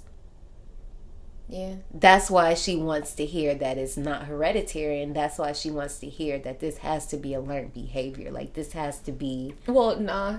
At this point, she knows that it's hereditary because it can't be learned. Yeah. In that situation. True. This is true. So, Tasker recalls before that, Grandpa comes. So they were waiting for Grandpa to come. I guess Grandpa and Tasker are both like into crime. Yeah, Tasker came first. Then Grandpa showed up. And then Tasker left. He stayed for a little bit because remember they talked about it a little bit. Yeah, they had talked about it a little bit and then he had left. Because, you know what? Because Grandpa was a part of that conversation about it being hereditary. You're right. And so then that's also when I peeped that I knew that the whole adoption thing was coming up too. Yep, that's right where I'm at. So Bessie Danker comes back up. And then, of course, when Tasker brings up Bessie Danker, he look up from his drink, look like he about to choke on an ice cube. So Bessie Danker comes back up, and as Jonne says, like, it's like that, oh, shoot, like, everybody in the room is just like... But I knew he was guilty of hiding something because he had that shocked look on his face. But he also said that he covered the cases and he forgot the details. You don't forget stuff like that. But you know something. Well, because he perked up when Tasker had mentioned that Bessie Danker ran away to Australia, but then there was a rumor that she had a little girl. And then he perked up. And that's when it clicked again. Like, okay, this is her daughter. So Dad wants to know why Chris is so curious about this subject. Like, he knows his daughter. Well, we'll talk about that later. He knows his daughter, and he's like, you don't even like murder. Like, why do you want to write about this all of a sudden? So he knows something is wrong. I'm mad that he shaded her talking about she can't even write. You don't think that was just like some daddy-daughter teasing? No. The way that he said it, that was not teasing. It was more condescending than teasing. Basically saying that she can't write. Dang. I mean, and then I hate saying it was the 50s, but you know how they treat women. That's actually true though, because my Nana graduated high school in the 50s, and she didn't continue on after high school. Really? She only has a high school education. I never knew that. Yeah, that was a time. A real time. So Chris confesses to her dad that she believes she's adopted. And she believes that Rhoda might have inherited an illness that couldn't have come from these parents that she knows. Like, these model sentences. I don't think they really say anything about the mom. Briefly. What do you remember? Not okay. So, I'm about to jump ahead. Actually, so I know he mentioned the mom when he finally admits to the fact that she is adopted. Right. I mean, you can go ahead and take this part. So you know this part way better than me. When so she goes on a tangent talking about her dream to her father, saying, you know, I keep having this reoccurring dream about where I'm 2 years old and I get thrown out of a window, my brother dies, and all this other type of stuff. And the dream is so vivid, and she's like, I hear my mother calling my name from the bushes, and she says the name. But the thing is, how are you 2 and having remember such vivid things from being 2? Like being thrown out a window, hiding in the bushes, that you know that your brother died and that your mother was a horrible person and all that. So after she has this spiel about the dream, the father finally perks up and tells the truth, and that's when he finally does mention the mother and says that when he was on the case that he actually rang for the mom to come out, and that's when they actually took her because the neighbors had found her in the bushes or whatever. And they also had said her real name too, which was a weird name. I think it was like Egod or Igod or something. It was something with a IE, one of those. I just couldn't catch it, and it's like when you do research on this movie, it's no help trying to find specific details. So Chris starts to admit to her father that she feels that Rhoda is a bad seed, and no, it's not to her father. Her father actually no. She did admit to her father that she thought she was a bad seed. She does, and this is when Monica interrupts and comes in. As soon as Chris starts to kind of like get into details, Monica comes in with Rhoda and says, like, you know, like, she's done all her activities and she's eaten all her food. She's ready to come back home. So the grandpa is like assessing her, but in a way that, you know, kind like, people why do. Are you looking at me? Yeah, like, you know, like, she knows like something's like off, but she's a kid. Like, I mean, it's Rhoda, so she might be on to him, but as a kid, you know, it's just a little weird. But he's just like, you know, I just wanted to get a good look at you, which makes sense because it's not like he sees her all the time. But as he leaves, he looks at Chris and he's like, no, like, I don't see evil in her eyes, which is freaking crazy because I can look at that girl's bangs and tell. Her bangs were cut crooked. Her bangs, I could tell, they look like this. Yes, they came in a V. Like Mandark, like this. It's lit. Like, I know you guys can't see me, but if I ever say evil girl bangs, like, I bet that you see the bangs that are like, they come into a V close to the head and like literally a V to the middle of your eyebrows. Think of a widow's peak, but that goes all the way down to your eyebrows. Yes, like those are her bangs. I mean, they were laid, but no, evil girl bangs. Anyway.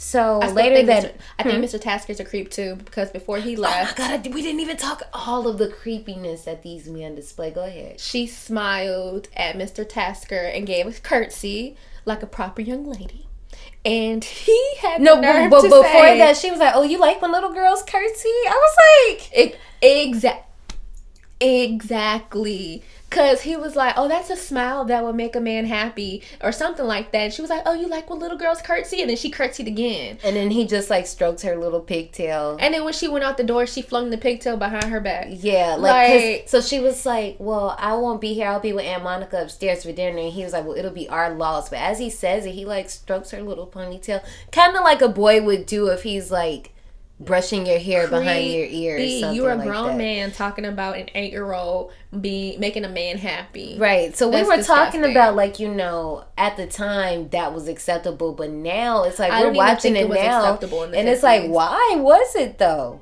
In the 50s, I still don't think it was acceptable. Yeah, like, why was it even, like, why would you even, as a, like, now I understand that older men compliment younger girls, whether they be like in the family, and there's a correct way to do it, but that's definitely not it. But okay, so here's the thing.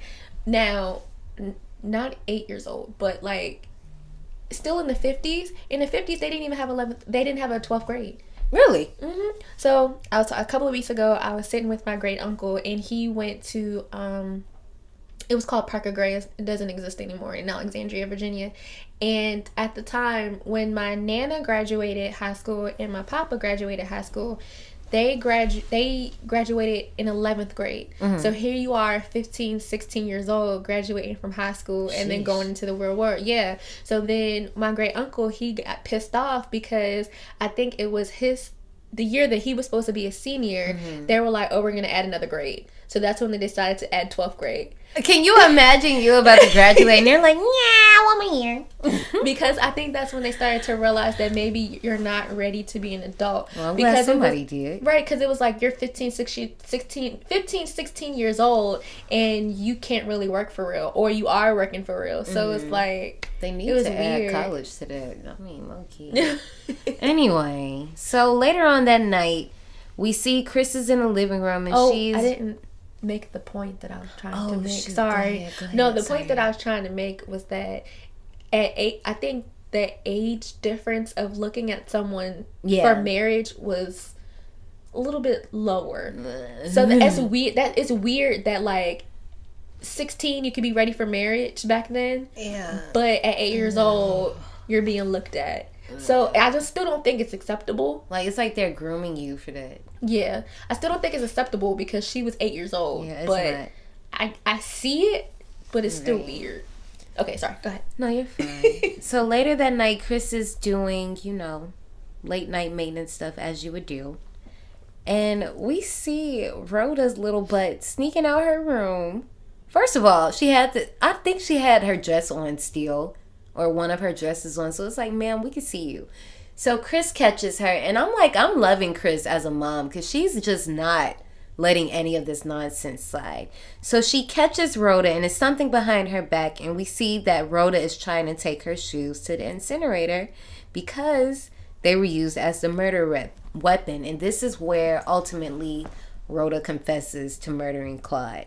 Christine wants answers. She's super hysterical at this point. Oh, did you see that she's about to beat her? She was shaking her and then she like caught herself and put her arms behind her back. Yes. And I was like, she was showing restraint because soon, okay, now, like I said, we aren't parents.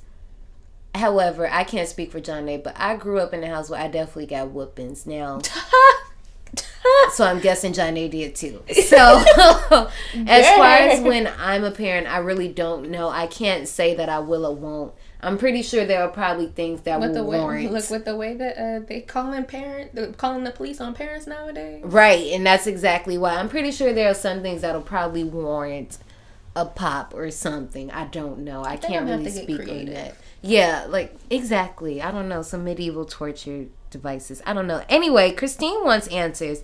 And Rhoda goes on and spins more stories about how Claude gave her the medal, but Claude started to run away because I guess he was going to tell. And Rhoda went after him and she hit him because she didn't want him to tell. And she continued to hit him because he started screaming and she didn't want anybody to scream. She didn't want anybody to scream. She didn't want anybody to hear him. But what does Rhoda do right after she tells her this? I have such a beautiful mommy. She's so pretty. She's just trying to butter her up. Everything, like literally. But then she keeps going. Christine wants more answers. And Rhoda goes on to admit that she was like, well, why did he have crescent-shaped marks on his hands and on his forehead? Rhoda, what did you do? And she goes, I stumped him back down in the water. He was trying to get back up. Like, sis was relentless. Like, ma'am. Like, I'm pretty... Sociopath. Something is wrong, okay, child? So anyway, so she continues to charm her way out of things, but Chris is just sending her to bed. She's just like, I can't handle this right now. This is too much. So this is where... Oh, this is when she told her to go ahead and burn them shoes. Yes, this is where she goes ahead and tell her, just burn the shoes. Just do it. And she watches her from afar burn the shoes. So this is where we move on to the next day. And once again... Leroy is not supposed to be talking to Rhoda. Creep alert. But he is, and he tells her, Rhoda tells Leroy that she burnt the shoes. And I'm like, why would you tell him that? Like, he's telling her, he's berating her again about this stick. And she goes, well, okay, shows what you know, because I actually used shoes and I burnt them. But I'm like, why would you, sis? Like, you wasn't supposed to tell him that. So she goes, he also, like, at this point, he was like, I was kidding. Like, I really didn't even know you did that for real, but now I know you did that. So Leroy knows, like, he went too far at this point. Like, the way he was shook when she said that. Okay, keep going. Go ahead. So he keeps, at this point, he's just backing away, and Chris comes back and kind of finds them together and kind of yells at him again and shoots him off. Okay, but before that, she is yelling because he was like, oh, I took the shoes. I got the shoes now. And she's like, yelling at him. Yes. Give me my shoes. Give me my shoes. Like, yeah, like, I'm surprised, like, the rest of the, like, does nobody else stay in a Like, that's all she would say was, give me my shoes. Like, she's yelling. Back. So I'm surprised. It's like, I wasn't surprised that Chris came about, but I feel like she was coming from, like, running errands or something. Yeah, she went to the grocery store. Okay, so yeah, so I'm like, why didn't anybody else hear this 8-year-old screaming, but give me my shoes? Low-key, Aunt Monica did hear it. Because you see... She peeked her head out, like, when Chris came out, though. So I'm like, this girl was screaming this whole time. Because I'm like, if somebody's saying, give me my shoes, you really don't know what context that's in. She could be getting robbed, for all we know. And all you adults, I mean, we only really know of I feel like she was listening the whole entire time, but only said something once she saw Christine. Okay, I'll accept that. So, but here's the thing, though. What? I'm trying to figure out. I get he has mental issues, but how the hell you scared of a little girl? Have you seen Rhoda? But girl, you can drop kick her. Okay, and she gonna come back and kill you. Like, we gonna be going toe to toe. Okay. You're gonna be watching your back. So I'm like, how are you scared of a little girl? Like, he looked definitely terrified of her. He was. When he found out that it was real, he thought she was playing. But that's what I'm saying. Like, you a grown-ass man scared of a little girl. I can see it for him. So anyway, so as Jonne said, this is when Monica decides to peek her little head out and says that Rhoda's necklace is ready, and she comes back to bring it down to give it back to her, but Rhoda wants to excuse herself because the ice cream man is outside. And she want a popsicle.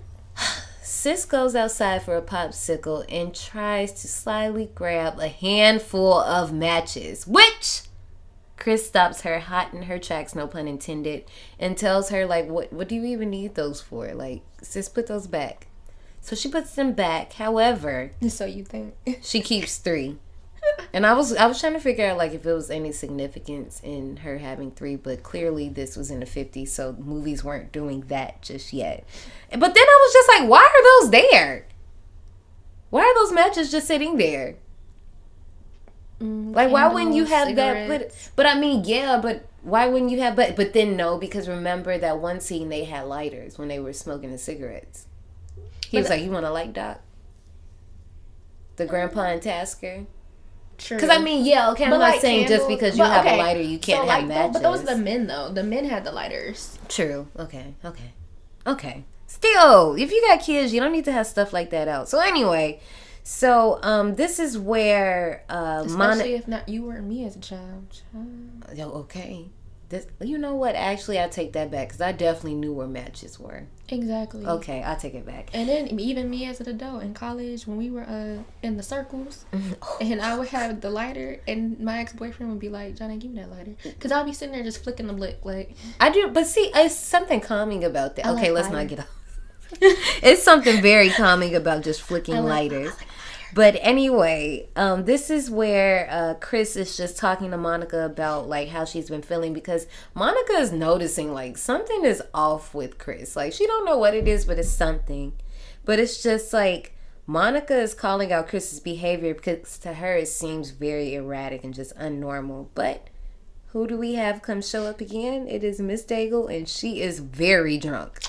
Or... like, even more drunk than she was the first time. And this time, time, she's really out of line because she wants to talk to Rhoda. I didn't touch on that little girl. Yeah, she wants to talk to Rhoda. So Miss Daigle calls Rhoda the perfect little girl and continues to call out the status of the family, like saying like, you guys have all these perfect things and everybody loves your daughter and they think she's the perfect angel. And in comes Rhoda with her little popsicle and Miss Daigle lays it on thick. Like, she's just grabbing her and like brushing her head, and Rhoda is just like, I mean, she was fine with it until she started asking too many questions. And then she was like, can I have a popsicle now? And then Monica quickly ushered her out the room. But see, before that, did you peep when Miss Daigle was like holding Rhoda that Chris turns around? It's like, so the camera is like focused on Miss Daigle and Rhoda.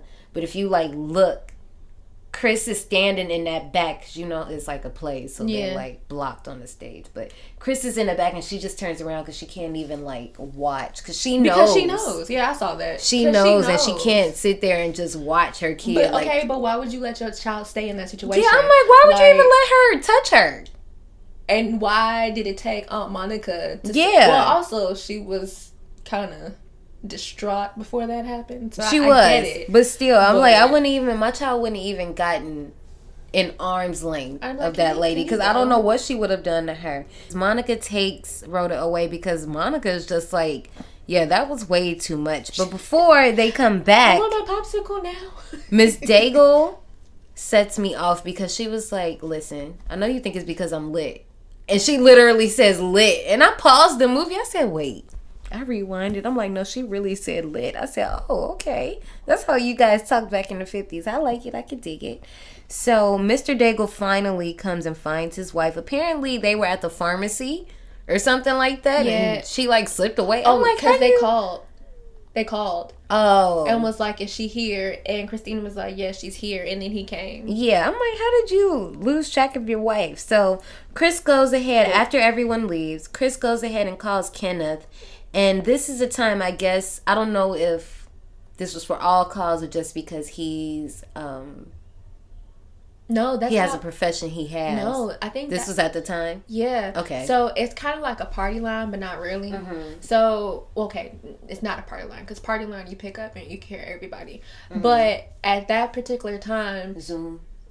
Not Zoom. At that particular time, if you dial 0, the operator can direct you to anybody that you want to talk to. Okay. So I don't think it was, because if you think like with the telephone companies, they had the operator, like say for instance here in Baltimore, would have to connect you to the operator in Richmond, Virginia. To get to DC? To talk to who?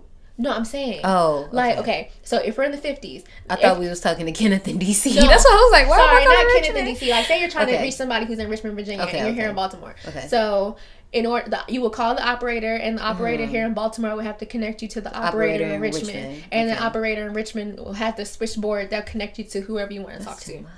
That's how the phones worked back then. This is what. Okay, never mind. I'm not gonna say that. That's very insensitive. That's really how phones worked back then. So Chris is calling Kenneth, and she decides with all that time that she was connecting operators and stuff, she had time to think this over. She decides that she's not gonna tell Kenneth anything. Kenneth knows about Claude drowning, but obviously he doesn't know that anybody suspects Rhoda. He doesn't know about anything that's going on right now. So she just decides to keep this to herself. And Monica comes back and tells her that she let Rhoda get a second popsicle. But Chris is like, well, that's odd for her. And when you think about it, it is. Because Rhoda's like the perfect little lady. So why? And this is very, I don't want to say this like this. So I'm not trying to trigger anybody when I do say this. But why would she ask for a second helping when that's not something that she would normally do? So her mom is just like, That's when I knew she was setting that fire. Yeah, I'm like, something like, why would she ask to do that? So Monica then screaming. Monica then just, she just brushes off the little statement, and she goes ahead and she gives Chrissy sleeping pills. And I feel like there was another bottle too, but I didn't really catch the name. It was sleeping pills and vitamins, and she was saying that they were both clearly marked. We just hear ear-piercing screams. You want to hear something funny? Very off subject. While I was watching this movie, during that exact part, there was a police chase outside, and I guess apparently, like, some of my neighbors over on this side were outside, and I guess the car ran through there, so they were screaming too. So watching this scene was very crazy because I'm like, why does this sound like this?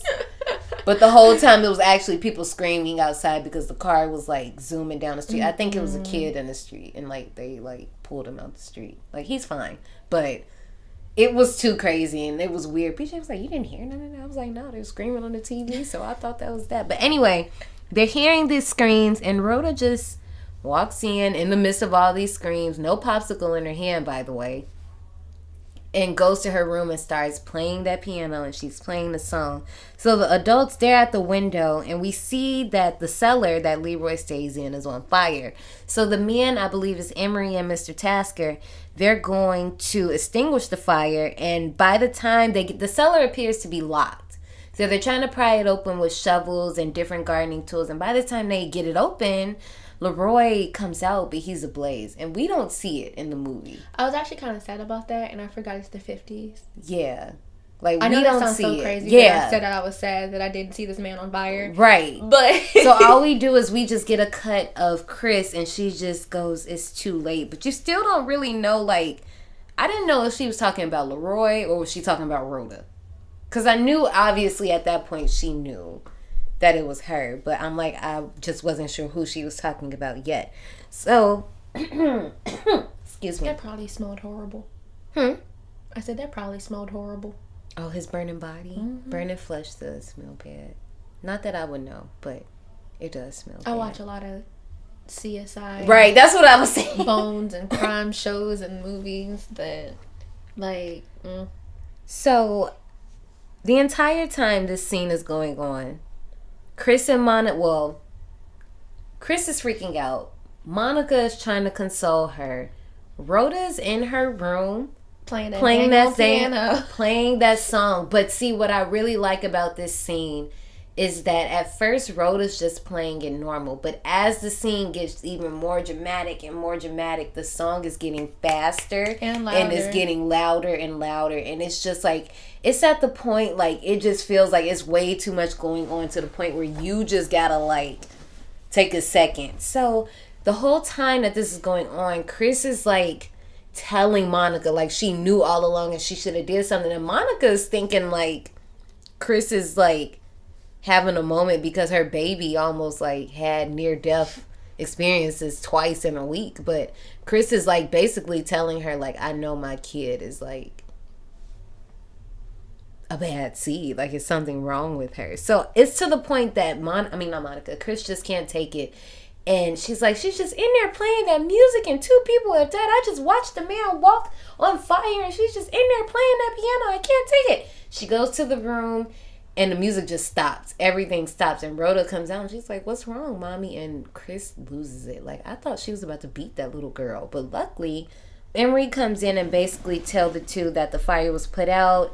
And basically says what we all know. The Excelsior caught on fire while Leroy was sleeping. And they're suspecting maybe a cigarette is what caught it on fire. But we all know that the little girl set that man on fire. With the matches. Over some shoes that he lied about. Chris is breaking down through this whole time. Later on that evening, we go back to a familiar scene where we have Chris reading to Rhoda, and this time they're in the living room. And by the end of the story, or midpoint of the story, however they do this, she's like, you know what, we have new vitamins to take. So before that, I think when it cut to her reading the story, I had literally put in my notes, the mama week. I would have turned that little girl in. Ain't no way. That's not in my notes. I think at that point I would be scared to be in the same house as her. I would have turned her in. Like, at that point I would be scared. Like, cause at that point I don't know what you would even do to me. But see, I think that Rhoda felt, well, my mom defended me that time, and she knows I killed 2 people, so she's gonna keep defending me. So I think that's what Rhoda's thinking in her head. Like, I can do these things, but my mom's gonna defend me. You gotta go. Regardless. So later that evening, as we were saying, she says that she has new vitamins to take, and Rhoda wants to see them. I'm like, this little girl's smart. Like, she ain't no hoe. So, but Chris lets her see them because I guess Chris must have thought ahead and nothing on the pills looks strange. So, Rhoda's like, do you love me, mommy? She's so made me. Yeah, she's like, do you love me, mommy? Do you know about Leroy? And yeah, Chris is like, yeah, I know what happened. But then Rhoda goes, well, can I have my medal back? I'm like, girl, you still concerned about this daggone medal? So Rhoda starts to tell Chris about Leroy's death, but Chris really doesn't even want to hear it. She's just like, you don't need to. And this is when she told her too, I threw away the medal. She's trying to give Rhoda these pills, but the very creepy thing, and this is where we'll talk about it later, where the novel and the movie kind of differ here. So in the movie, we're going to just continue with it. We'll talk about the novel later. When she's giving her the pills, did you notice that Chris can't even like look at her take them? Like she's just looking like the other way. Like if I'm sitting right here and my child is sitting here, she didn't look at her the whole entire time. The and that little girl still time. talking about that daggone apricot juice. She was like, apricot juice is so good. It just makes everything easy. I'm like, I can't relate, sis. I don't know. Orange juice. Right. Apple juice, orange juice, any of that. Cranberry juice. Right. I was going to say even cranberry. So Rhoda goes on and continues to tell her mom about the end of Leroy's murder and continues to manipulate Chris by thinking, if I confess my sins to my mom, she'll have no choice but to be on my side and cover for me. Like, this is my number one person that's going to always be in my corner. So Rhoda goes ahead and asks Chris to finish the book. And it's right here where we see that Rhoda's falling asleep. And Chris comes over and just tells her how much she loves her. And she's her only child. And she can't let anybody hurt her or ever destroy a child. So she has to be the one to do it herself. And she tells Rhoda, just go ahead and sleep. And I'm going to sleep too. So this is where we can assume that this is basically a murder-suicide. Well, I guess I gave that away. But... And in my notes, I was like, oh, she killed her? And then she killed herself? Yeah. Oh, no. Yeah. No.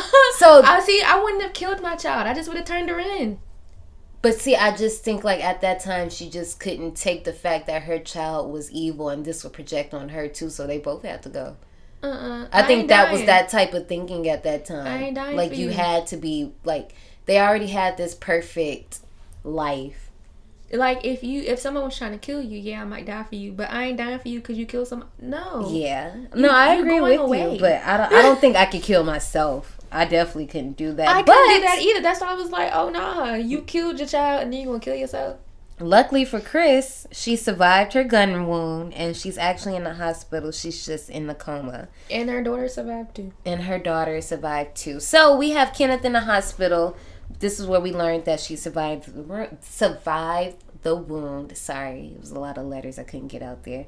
And this is where Rhoda just comes happily skipping around the corner where we meet Kenneth. Sociopath. Yes, where we meet Kenneth, Monica, Emery, and Mr. Tasker once again. And this is where the adults are talking about the deposition of why would Chris do that, because she seemed so happy, and Kenneth doesn't seem to quite understand because she wasn't letting her know that Rhoda was doing any of this, and it just all seemed very random.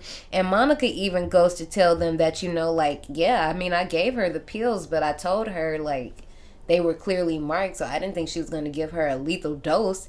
But when she says that, so when at this point, it hasn't been revealed to us that Rhoda lived yet.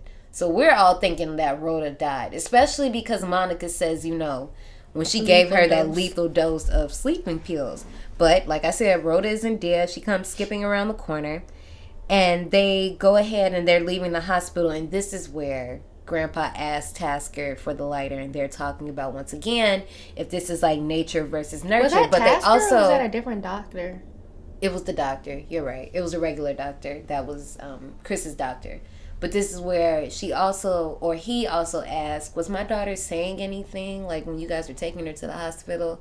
And the doctor lets him know, she just kept saying something about a bad seed, but...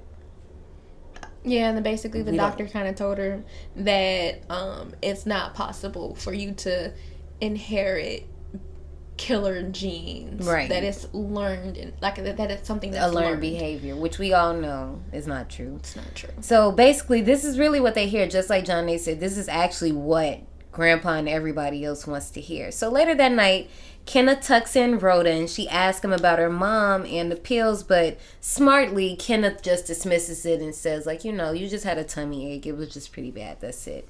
So Kenneth walks out the door, and Rhoda mentions, oh my God, Rhoda mentions that Monica loves her, and Monica thinks the world of her and says if she ever dies or if anything ever happens to her, that Rhoda can have her lovebird. And Kenneth says that, that won't be for a long time. But Rhoda says, how long? Like, how long do lovebirds live versus humans? Which obviously we know isn't a long time. Yeah. But according to Rhoda, Miss Monica is actually going to take her on some rooftop in the morning to feed the birds or like bathe the birds somewhere where nobody can see them. Yeah, somebody where nobody can see them. So she basically just told her daddy, like, yeah, Auntie Monica is out. About to go bye-bye. But obviously, Nice Kenneth to know doesn't know any of Rhoda's killer history, so he just goes into his room and brushes it off. Rhoda once again cuddles with that creepy doll, but this time she's sneaking around her room and she ultimately sneaks out and she's trying to check if her dad is asleep. She sees he's asleep and then she goes right ahead. But I'm like, this little girl is very, very bold. But that raincoat and that hat was cute though. I imagine that it was yellow. Probably. So she's walking down the street and I'm like, if you go sneak out the house, at least be quiet. But I guess it was raining because she has like this flashlight. And she's like running it along the fence. Like, you know how kids do, like how you put a card in like your bicycle spoke or something like that. But she's super loud. But I guess because it's raining, you probably don't hear her And anyway. it was thunder and lightning. Yeah. So I'm just like, where is she going? Like, it's like, it gotta be late in the night. Where are you going, little girl? So abruptly, back at their house, the phone rings and Kenneth answers the call, and it's the doctor saying like his wife is awake, she wants to talk to him, and she basically just says she wants to be forgiven for her sins. Like she knows she was wrong. Everything she did was wrong. She just wants to be forgiven. But the dad, as men do, I can't say all men, let me not be bitter. Anyway, he just dismisses it and it's just because like, we'll handle it later. Yeah, he doesn't know what she's talking about. Yeah, to be fair, I think she still thinks that the child is dead. I don't think that she thought I don't think she knew that the child was alive. That's why she was like, I love you and I have to pay for my sins. I'm sorry. So she's still thinking she's thinking that the child's dead. Jonne, oh my gosh, I didn't even think of that. Wow. That's why she was like, I have to pay for my sins. You wouldn't say that you had to pay for your sin if you knew the child was still alive. See, I was just thinking she was talking about committing suicide, but I guess you're right. Because it was supposed to be murder-suicide. And also concealing that she knew that her child was killing people. Right. Dang, you smart. See, that's why you're here. So we go back to Rhoda, and she's at the wharf trying to get that daggone metal. So she uses a metal fishing rod to get it out, and unfortunately, that lightning struck her, and I said, well, God did what he had to do. It comes literally out of nowhere. So in the novel ending, Rhoda dies in her sleep and the mom is shot. In the novel, Chris dies and Rhoda lives and she's able to be free to kill. But here, at the time, were you about to say this? How it was at the time, which they didn't leave evil unpunished. So if there was a bad guy in the movie, he had to be punished somehow. However, what was so controversial about this one is that it was a kid. Yeah. So they didn't want her to necessarily get killed brutally, so they would just figure that they would let a force of nature do it. And it's a little unsettling, but once you go ahead. Yeah, so the thing was back then that it was very taboo to kill a kid in the movie other than natural causes or to kill them for being a villain. Mm-hmm. So I don't think it was a law, but back then it was a no-no. And that was the first movie in that time period that not only the kid was the villain, but she dies at the end as punishment. So that movie actually had a lot of backlash for it, even though technically they used lightning and the death was implied and they didn't show it. But a lot of people were pissed that it was a kid. Yeah, so but another thing, Leroy predicted that. Oh, he did? Yeah, so do you remember in the very beginning when he was like pestering her and he goes, they're going to put you in an electric chair for what you did to that Clyde boy. Oh, yeah, he was like a little pink electric chair. Yeah, they was like, you got a little blue one for boys and a little pink one for girls. But, I mean, in the end, it was a lightning bolt. She ended up being in an electric wharf of sorts. But that is the end of this ride, my friends. That was a long ride. very long and wild ride. It seems you survived. Well, before you the go, ending of the movie, join us they in the Souvenir decided Shop. They kind of like ended it the way that they do plays. So like if you ever seen a Tyler Perry play, at the end they start announcing all of the cast members and what their character was.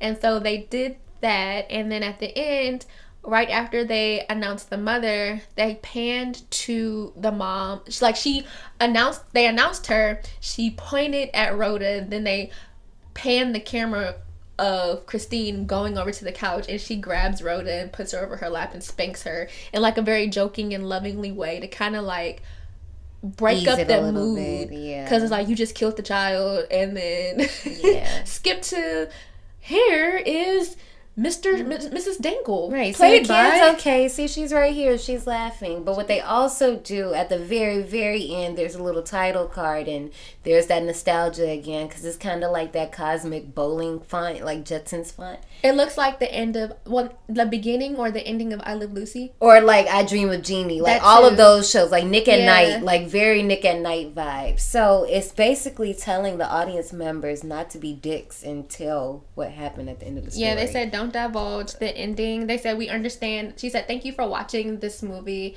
It was strategically different. And then they say please do not divulge the climax of this movie. Perfect. And I mean, like I wish you could do that now, but it's like now when you watch movies, like you have to watch them so fast, or you just have to like X yourself off of social media, because you're gonna find out. So The Bad Seed was distributed by Warner Bros. It was released on September 12th, 1956. The runtime, oh my God, the runtime is 129 minutes. 2 hours and 9 minutes. Yes, child. okay. So its main language is English. The budget was $1 million. The box office, it made $4.1 million. So they also had 4 Oscar nominations. Do you know those? Do you know who got them? They didn't win any. They just had 4 noms. Yeah, they just had 4 noms. Yeah. And Patty got 2 of those noms. Patty McCormick, she is the one who played Rhoda, the little girl. Yeah, her acting was very well. So, Jonne, what do you rate this ride? Okay, so in my notes, I actually put 3.5 out of 5 stars.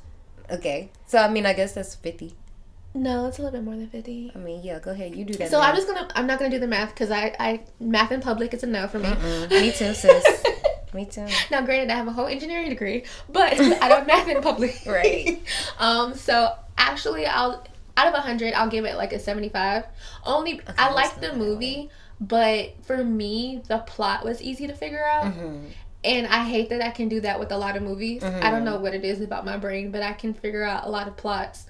What I didn't expect, though, was the mama to try to kill herself. That was shocking. Yeah. And then I also did not expect the little girl getting struck by lightning. I didn't either. My mouth was open. I was so Jaw ready dropped. I to was text like, you. Oh. I was so Okay. ready. So for me, same thing. So when we picked this movie, and I'll get into that after I give my answer. When we picked this movie, I thought that I had this movie ruined for me, because I am the type of person that's always watching horror countdowns or something like that, and things get spoiled by accident. I just thought the ending was that she dies in her sleep. I didn't even know the part about the mom shooting herself. Like, I thought it ended there. So when everything else unraveled, I was just like, oh, whoa, they're really like trying their hand at that. As we said earlier, I don't know if there are any other movies that did this concept first, so I kind of have to give this movie its flowers for being The acting was the superb. first, or if not one of the first. So I guess my rating, I'm gonna give it I want to give it a 75 like you. I'm gonna give it a 78. Yeah, I gave it a 75. I'm gonna give it a 78. Okay. I mean, I liked the movie, but it was just for me, certain parts were just too predictable. Yeah. And I have to mention that this was actually my first time seeing it. Yeah. So that's why I was like, for my first time watch, because it was still things that like kind of like I wasn't ready for. Yeah, I was not expecting that girl to get struck by lightning. But even, I guess, just like with the dialogue and everything, that's what I'm taking. So yeah, I'm gonna say a 78. So we have 75 and 78. For this month, our theme is kids in horror. Mm-hmm. So we chose 5 kids movies So this week we did the bad seed, and next week we are next week we are doing the good son. Which good son are we doing? Are we doing the 93 version? Whichever one has Macaulay Culkin in it. It's more than one? I don't know.